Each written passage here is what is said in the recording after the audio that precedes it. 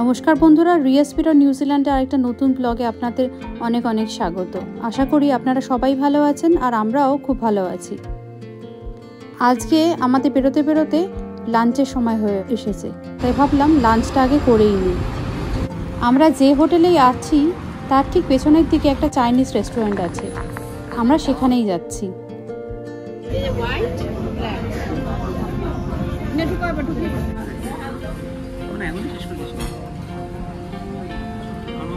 Menu check করে কি খাবো না খাবো চিন্তাভাবনা করেই অর্ডার করে দিলাম 3টে জিনিস, স্কুইড ফ্রাই, আর চিনি নিয়েছে চিকেন নুডলস, আর আমি নিলাম চাইনিজ চিকেন উইথ ভেজিস, আর তার সাথে অবশ্যই রয়েছে স্টিম রাইস।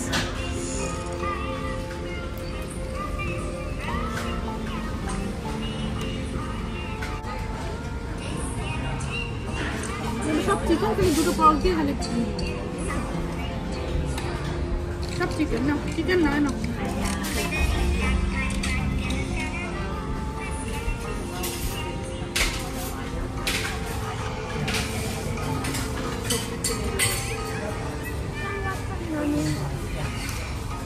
খাওয়ার কোয়ালিটি মোটামুটি, কিন্তু আমাদের বিল হয়েছে হংকং ডলারে 210 হংকং ডলার, মানে ইন্ডিয়ান টাকায় 2300 টাকার মতো।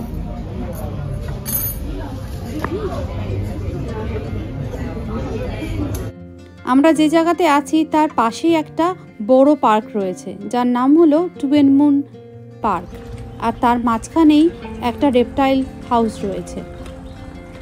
নাম শুনে তো বুঝতেই পেরেছেন এই পার্কে নানা রকম প্রজাতির সাপ, কচ্ছপ, লেজার্ড এগুলো আছে। চলুন আজকে আমরা সেখানেই যাই। আমাদের হোটেল থেকে হেঁটে যেতে সময় লাগবে 8 থেকে 10 মিনিট।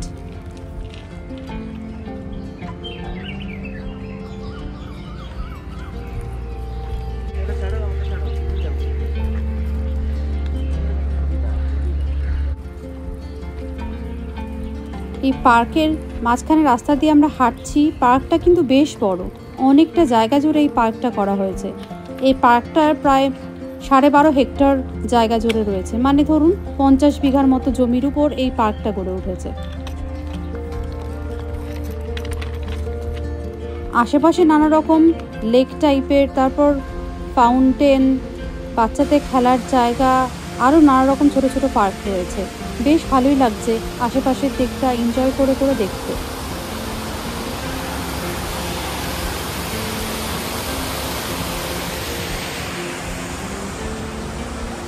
এই যে এসে গেছে আমাদের রেপটাইল হাউসটা, পাশেই নানা রকম জলের জীবজন্তুর আর মাছের ছবি দেওয়া আছে। বেশ ভালো অ্যাট্রাকটিভ লাগছে কিন্তু বাইরেটা দেখতে।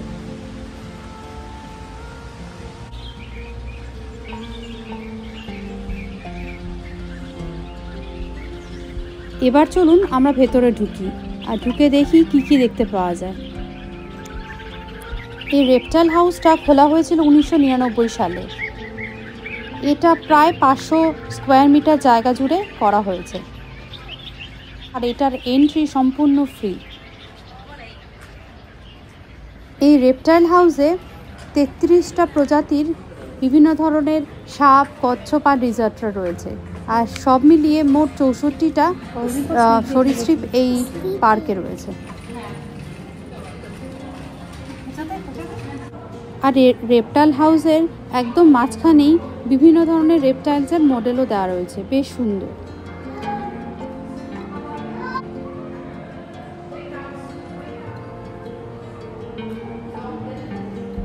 আর এগুলোর মধ্যে সবথেকে গুরুত্বপূর্ণ হলো আমাদের জন্য পাইথন দেখা। মানে আমাদের নিউজিল্যান্ডে যেমন সাপ নেই, সেই জন্য চিনি আর ননির খুব এক্সাইটমেন্ট ছিল সাপ দেখা নিয়ে। ভাবলাম আমাদের হোটেলের পাশে যেহেতু এই রেপটাইল হাউসটা রয়েছে, তাই এখান থেকেই সাপ দেখিয়ে আনি। আর আমরাও বেশ অনেক দিন পর এই সাপ দেখছি, স্পেশালি পাইথনটা। এটা যেরকম কার্পেট পাইথন, এইটা অস্ট্রেলিয়া আর নিউ গিনিতেই পাওয়া যায়।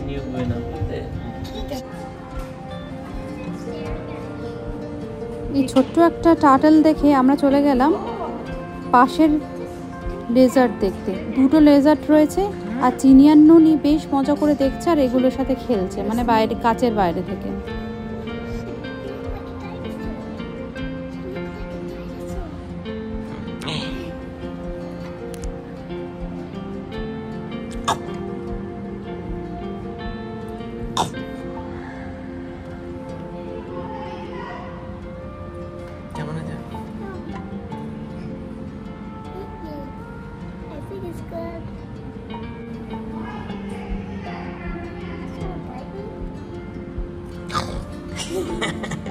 মনে স্কেড হয়ে গেছে। আসছি।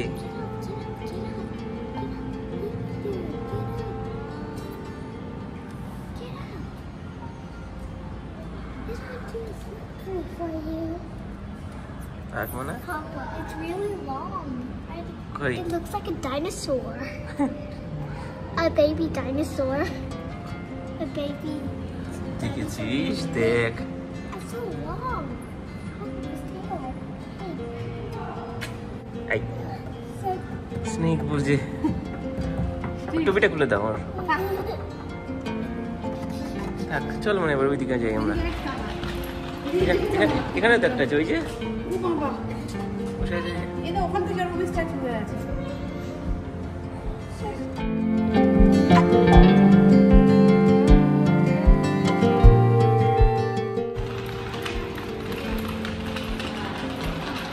তারপর আমরা চলে এসেছি এই বল পাইথন দেখতে, যেটা পশ্চিম আর মধ্য আফ্রিকায় পাওয়া যায়।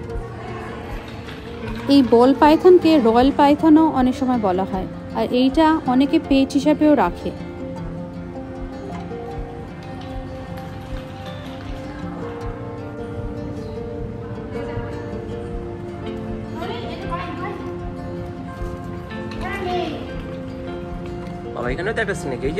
তারপর আমরা চলে আসলাম এই পাইথনটা দেখতে। এটা হলো ওয়ামা পাইথন। এটা মূলত অস্ট্রেলিয়াতেই পাওয়া যায়। কি অদ্ভুত না? অস্ট্রেলিয়ার পাশের দেশ হলো নিউজিল্যান্ড, কিন্তু আমরা খুবই লাকি যে আমাদের এখানে কোনো সাপ নেই। এমনকি আমাদের নিউজিল্যান্ডের নিয়ম যে এখানকার জুগুলোতেও কোনো ধরনের কোনো রকম কোনো সাপ রাখা যাবে না।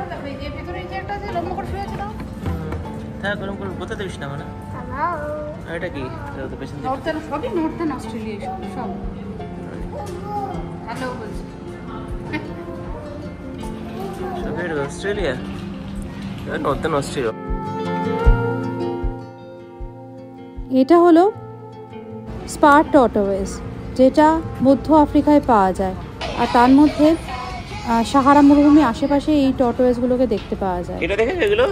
এগুলো কিন্তু সাইজে বেশ অনেকটা বড়।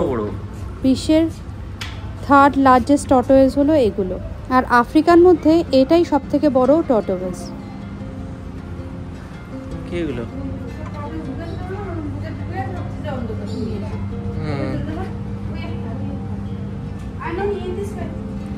মামা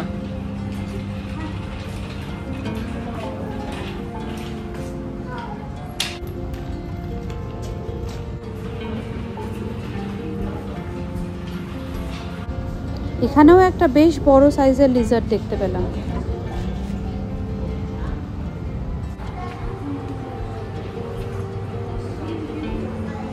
এই পরের সাপটা হলো এমারাল্ড ট্রি বোয়া। নাম শুনেই বুঝতে পারছেন এটা কিন্তু সম্পূর্ণ সবুজ একটা সাপ, কিন্তু এখানে টেম্পারেচার কন্ট্রোল করে রেখেছে। এদের হেলথের জন্য আর ডাইজেশনের জন্য হিট খুবই ক্রুশিয়াল। এদেরকে আইডিয়ালি 25 থেকে 28 ডিগ্রি টেম্পারেচারের মধ্যে রাখতে হয়। এই বোয়া সাউথ আমেরিকা বিভিন্ন দেশ যেমন ব্রাজিল, কলম্বিয়া, আবার অ্যামাজন ফরেস্টেও পাওয়া যায়। তারপরে আমরা জলের মধ্যে এই ছোট্ট দুটো কচ্ছপকে দেখতে পেলাম।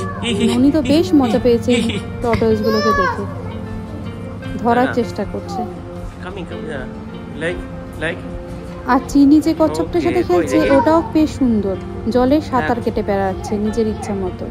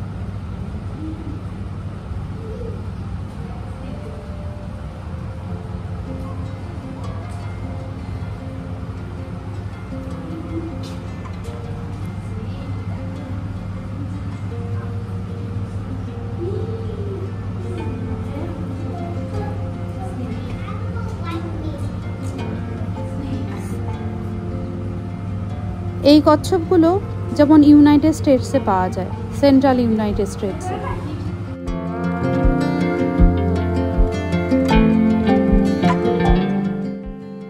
পরে একটা লিজার্ড দেখতে চলে আসলাম, সেটা হলো নর্দার্ন ব্লু টাং লিজার্ড, যেটা নর্দার্ন অস্ট্রেলিয়াতে পাওয়া যায়। আর এই পরেরটা অদ্ভুত কালো রঙের একটা লেজার্ড, যেটা ইস্টার্ন ব্লু টাং লেজার্ড বলে পরিচিত। নর্দার্ন আর ইস্টার্ন পার্ট অফ অস্ট্রেলিয়াতে এটা দেখতে পাওয়া যায়। এগুলো কিন্তু অস্ট্রেলিয়ার মানুষের ঘরের পেছনে ব্যাকইয়ার্ডেও চলে আসে।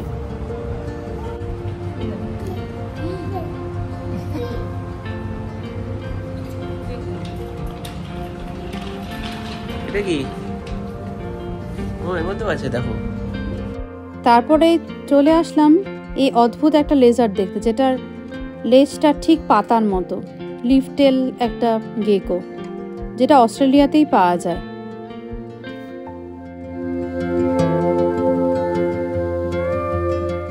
দেখো সেই অস্ট্রেলিয়া থাকে। বাহ, দ্য টাইড হলো ফরেস্ট। আমরা একটা অদ্ভুত জিনিস লক্ষ্য করলাম, আজকের যে সমস্ত রেপটাইলগুলো আমরা দেখলাম তাদের বেশিরভাগই হলো আফ্রিকা আর অস্ট্রেলিয়া থেকে, আর কিছু কিছু আছে ইন্দোনেশিয়ারও।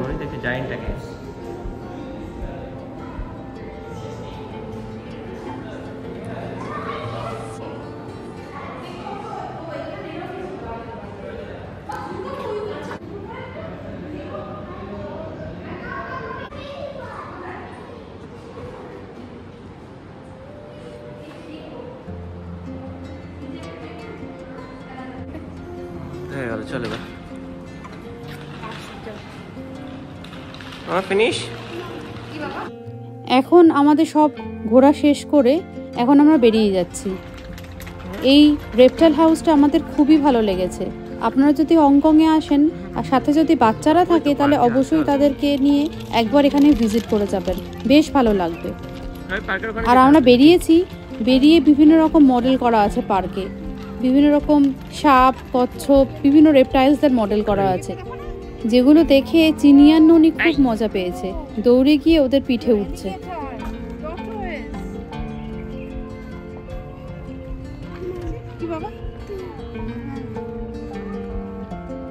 ঘাসের মধ্যে ছাড়ো, ওই স্নেক ও আছে, ওই দেখো না snake.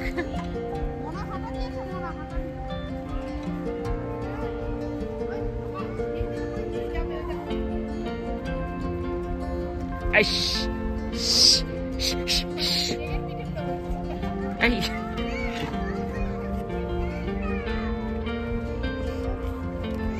Tortoise, that giant tortoise.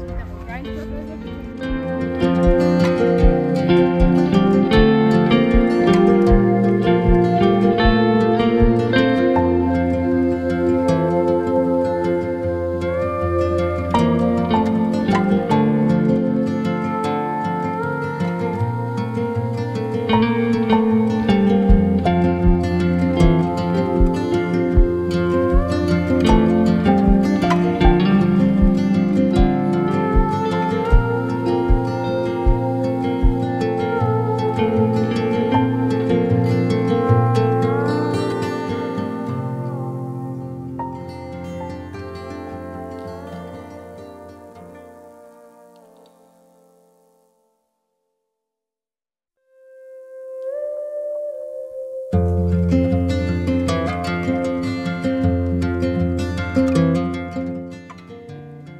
Reptile পার্কটা দেখতে তো আমাদের অনেকটা সময় লাগলো, কিন্তু এবার প্ল্যান করছি যে পুরো পার্কটা ঘুরে একবার যাব। যেহেতু এখন সন্ধ্যাও হয়ে গেছে, রাত্রিবেলা বেশ আলো জ্বললে ভালোই লাগবে পার্কটাকে দেখতে।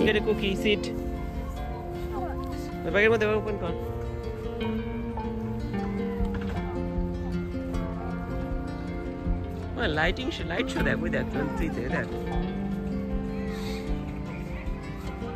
এই তো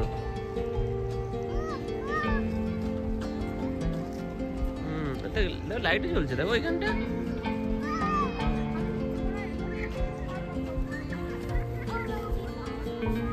একটা ভালো, তাই না? ভালো park. Quick, quick, quick. 2 more times, that's it.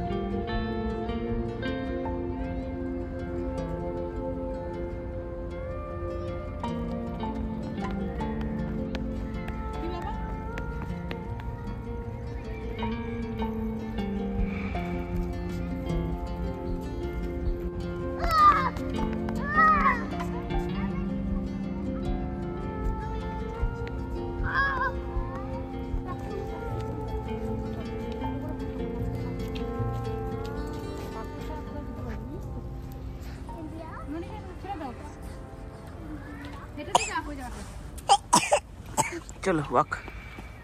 যত রাত বাড়ছে আলোগুলো সব গাছের বা আশেপাশে পার্কের আলোগুলো জ্বলছে, বেশ ভালো লাগছে পার্কটাকে দেখতে। Don't run Mona, don't push.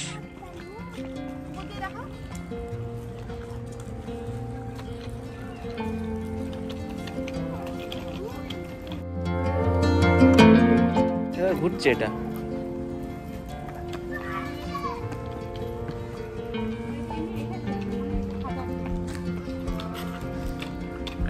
এটা পার্কের মধ্যেই। মোনা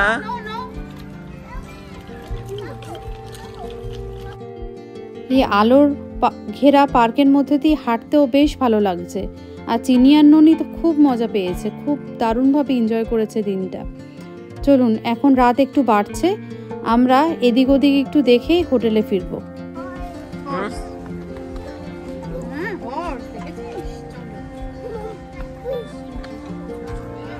তাই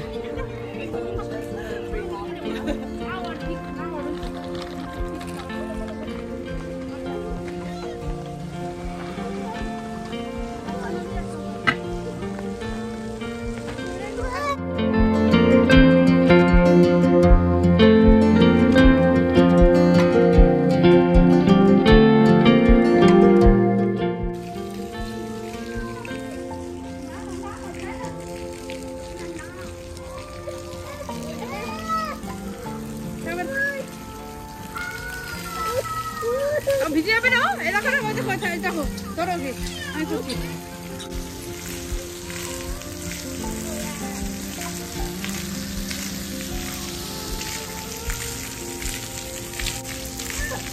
ও জলের নাম দেবো, জলে দেখি সে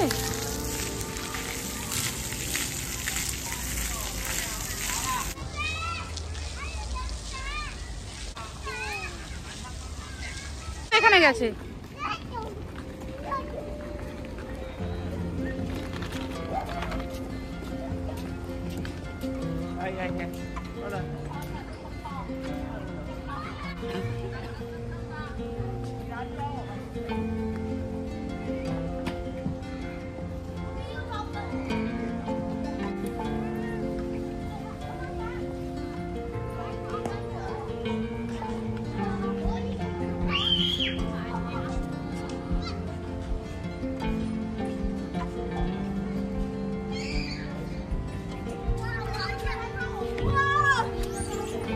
তাহলে বন্ধুরা, আমার আজকের এই ছোট্ট ব্লগটা আমি এখানেই শেষ করছি। আমার এই ব্লগটা যদি আপনাদের ভালো লেগে থাকে তাহলে লাইক, শেয়ার আর সাবস্ক্রাইব করে দিতে ভুলবেন না।